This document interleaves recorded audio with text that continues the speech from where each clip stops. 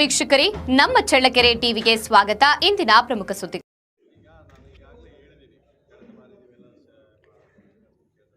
ವರಿಷ್ಠರು ನನಗೆ ಮಂತ್ರಿ ಸ್ಥಾನ ನೀಡುವ ವಿಶ್ವಾಸವಿದ್ದು ಪಕ್ಷದ ನಾಯಕರು ನನ್ನನ್ನು ಪರಿಗಣಿಸುತ್ತಾರೆ ಎಂಬ ಭರವಸೆ ಇದೆ ಎಂದು ಚಳ್ಳಕೆರೆ ಕ್ಷೇತ್ರದ ಶಾಸಕ ಟಿ ರಘುಮೂರ್ತಿ ಅವರು ಆಶಯ ವ್ಯಕ್ತಪಡಿಸಿದ್ದಾರೆ. ಚಿತ್ರದುರ್ಗದಲ್ಲಿ ಸುದ್ದಿಗಾರರೊಂದಿಗೆ ಮಾತನಾಡಿದ ಅವರು, ಹೈಕಮಾಂಡ್ ಹಾಗೂ ಕೆಪಿಸಿಸಿ ಮಟ್ಟದಲ್ಲಿ ಯಾರನ್ನು ಮಂತ್ರಿ ಮಾಡಬೇಕು ಎಂಬ ಕುರಿತು ಚರ್ಚೆ ನಡೆಯುತ್ತಿದೆ. ಜಾತಿ, ಜನಾಂಗ ಸೇರಿದಂತೆ ವಿವಿಧ ಅಂಶಗಳ ಆಧಾರದ ಮೇಲೆ ವರಿಷ್ಠರು ಮಾಹಿತಿ ಪಡೆದುಕೊಳ್ಳುತ್ತಿದ್ದಾರೆ. ಬಹಳಷ್ಟು ಜನ ಆಕಾಂಕ್ಷಿಗಳಿದ್ದು ಅಂತಿಮ ತೀರ್ಮಾನವನ್ನ ಪಕ್ಷದ ನಾಯಕರು ಕೈಗೊಳ್ಳುತ್ತಾರೆ. ನಾವು ಅರ್ಜಿ ಹಾಕುವ ಅವಶ್ಯಕತೆ ಇಲ್ಲ ಎಂದು ಹೇಳಿದ್ದಾರೆ. ಮೊದಲು ಸಚಿವನಾಗಬೇಕು, ನಂತರ ಖಾತೆ ಬಗ್ಗೆ ಕೇಳುತ್ತೇನೆ. ಯಾವ ಖಾತೆ ಬೇಕು ಎಂದು ನಾನು ಕೇಳುತ್ತಿಲ್ಲ. ಸಚಿವ ಸ್ಥಾನ ಸಿಕ್ಕರೆ ಅದೇ ದೊಡ್ಡ ಗೌರವ ಎಂದು ಟಿ ರಘುಮೂರ್ತಿ ತಿಳಿಸಿದ್ದಾರೆ. ಇನ್ನು ಮಾತನಾಡಿದವರು, ಪಕ್ಷ ಸಂಘಟನೆಗಾಗಿ ನಾನು ದೀರ್ಘಕಾಲ ದುಡಿದಿದ್ದೇನೆ.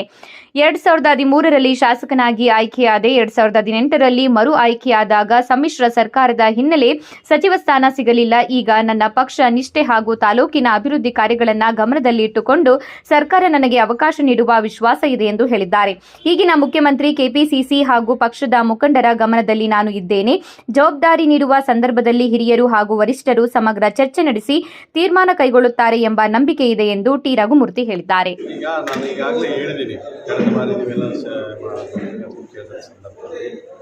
ನಾವು ಈಗಾಗಲೇ ಹೈಕಮಾಂಡ್ಗಾಗಿರ್ಬೋದು, ನಮ್ಮ ACCಗಿರ್ಬೋದು, KPCCಗಿರ್ಬೋದು, ಯಾರನ್ನ ಮಂತ್ರಿ ಮಾಡಬೇಕು, ಯಾರ ಸೇವೆ ಏನು ಮಾಡಿದ್ದಾರೆ, ಯಾವ ಜಾತಿ ಜನಾಂಗ ಇರ್ಬೋದು, ಪ್ರಾದೇಶಿಕವಾಗಿರ್ಬೋದು, ಅದನ್ನೆಲ್ಲ ನೋಡಿ ಅವರೆಲ್ಲ ಮಾಹಿತಿ ತೊಗೊಂಡು ನಮಗೆ ಯಾರ್ಯಾರು ಮಾಡಲಿಕ್ಕಾಗುತ್ತೆ, ಭಾಳಷ್ಟು ಜನ ಯೋಗ್ಯರಿದ್ದು ಅದರಲ್ಲಿ ಯಾರಿಗೆ ಅವಕಾಶ ಕೊಡೋಕ್ಕಾಗ್ತದೆ ಅಂತ ಹೇಳಿ ನಮ್ಮ KPCC ಅವರು, ನಮ್ಮ KPCC ಮುಖಂಡರುಗಳು, ACC ಮುಖಂಡರು ಅದನ್ನು ನಿರ್ಧಾರ ಮಾಡ್ತಾರೆ.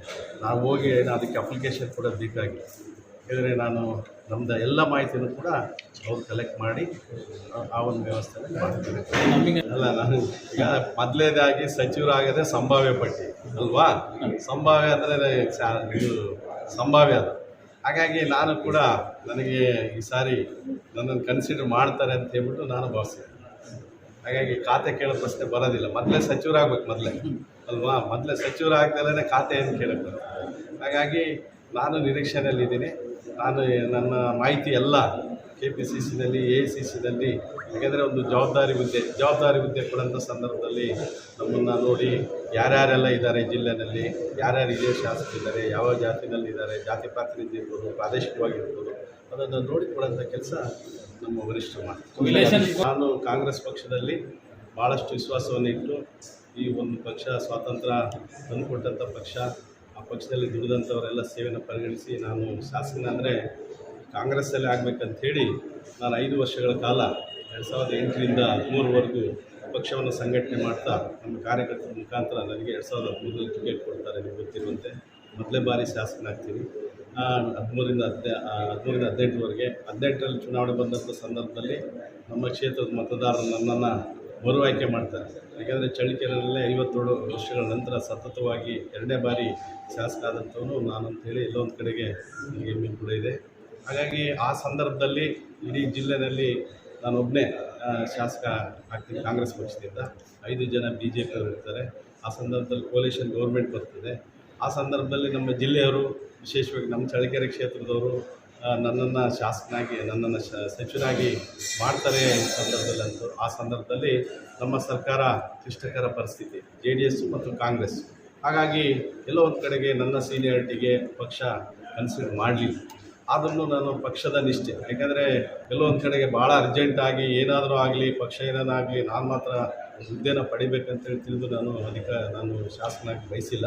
ಆದರೆ ಪಕ್ಷ ಇದ್ದರೆ ನಾವು ಅಂಥೇಳಿ ಆ ಸಂದರ್ಭದಲ್ಲಿ ಪಕ್ಷ ಒಳ್ಳೆಯ ಉತ್ತಮ ಪರಿಸ್ಥಿತಿ ಬಂದಂಥ ಸಂದರ್ಭದಲ್ಲಿ ನಮ್ಮ ಈ ಭಾಗದ, ನಮ್ಮ ಚಳ್ಳಕೆರೆ ಭಾಗ, ನಮ್ಮ ತಾಲೂಕುಗಳು ಸೇರಿ ಈ ಚಿತ್ರದುರ್ಗ ಜಿಲ್ಲೆಗೆ ನನ್ನ ಒಂದು ವಿದ್ಯೆಯ ಹಿನ್ನೆಲೆ ಜೊತೆಗೆ ನನ್ನ ಪಕ್ಷ ನಿಷ್ಠೆಯನ್ನು ತಿಳಿಸಿ ಮುಂದಿನ ಸಂದರ್ಭದಲ್ಲಿ ಕೊಡ್ತಾರೆ ಅಂತೇಳಿ ಯಾವುದೇ ಸಂದರ್ಭದಲ್ಲಿ ಯಾವುದೇ ಆಮಿಷ ಬರಲಿ, ಯಾವುದೇ ಒತ್ತಡ ಬರಲಿ ನಾನು ಹೋಗಲಿಲ್ಲ.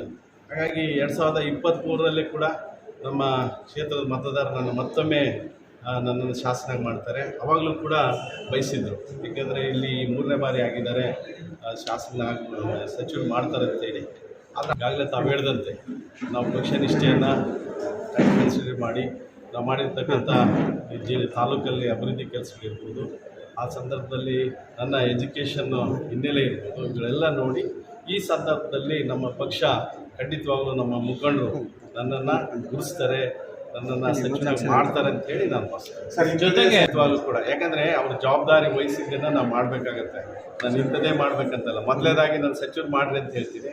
ನಾನು ಈಗಾಗಲೇ ಹೇಳಿದೆ ನನ್ನ ಕ್ವಾಲಿಫಿಕೇಷನ್ ಏನು, ನನ್ನ ಸಾಧನೆ ಏನು, ಇದುವರೆಗೆ ಏನು ಮಾಡಿದ್ದಾರೆ, ಇವ್ರು ಯಾವುದನ್ನು ಜವಾಬ್ದಾರಿ ಕೊಟ್ಟರೆ ಏನು ಮಾಡ್ತಾರೆ, ಅದನ್ನು ಖಂಡಿತವಾಗ್ಲೂ ಪಕ್ಷ ನಿರ್ಧಾರ ಮಾಡ್ತಾರೆ ಅಂತ ನನ್ನ ಭಾವನೆ. ಜೊತೆಗೆ ಖಂಡಿತವಾಗ್ಲೂ ಈಗಾಗಲೇ ನಮ್ಮ ಪಕ್ಷ, ನಮ್ಮ ಮುಖಂಡರುಗಳು, ಈಗಿನ ಮುಖ್ಯಮಂತ್ರಿಗಳು ಇರ್ಬೋದು, ನಮ್ಮ KPCC ಅಧ್ಯಕ್ಷರು ಇರ್ಬೋದು, ನಮ್ಮ ಸಚಿವರು ಇರ್ಬೋದು, AICC ಇರ್ಬೋದು, ಎಲ್ಲರ ಗಮನದಲ್ಲಿದೆ.